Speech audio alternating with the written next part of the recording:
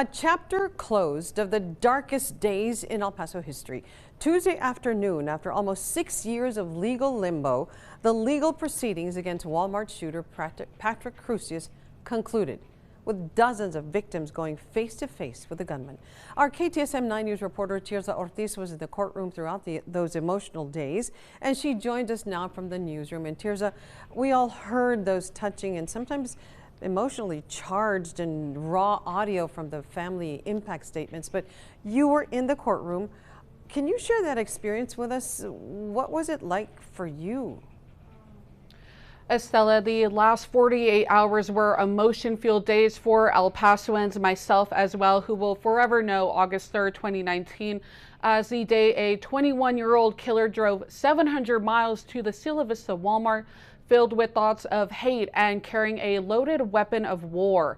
For victims' families, it was a day they lost their loved ones. It was a day they would never speak to their mother again, the day they had to get the call that their daughter was fighting for her life, the day that a sister had to realize she would never be able to see her 15-year-old brother grow up, go to college, have a career, and get married. We heard all of this in the courtroom, but what you didn't see was the pain and grief these families carried, the emotional weight pulling them down as they walked in.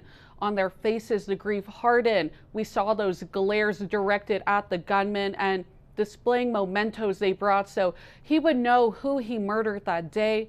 Afterwards, families who wanted to speak to news outlets were given the opportunity, sharing what the end of this trial meant to them.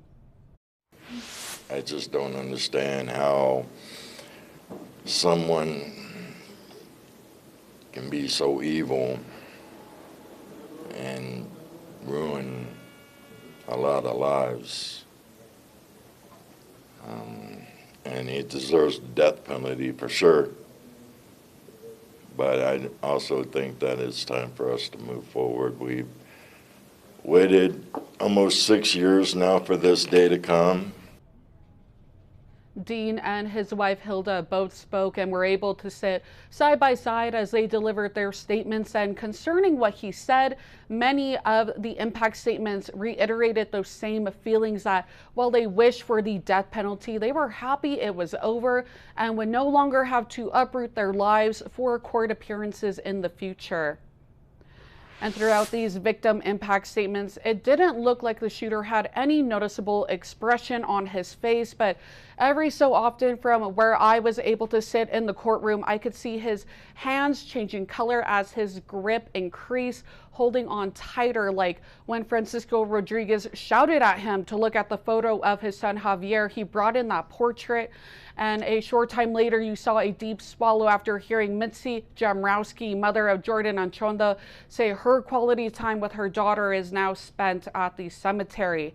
There were emotions and reactions, confrontations, and 6 years in the making shared for all to see and feel. And those are now moments in time etched in long history for our city, just as surely as the names of the victims carved into the walls of the memorials.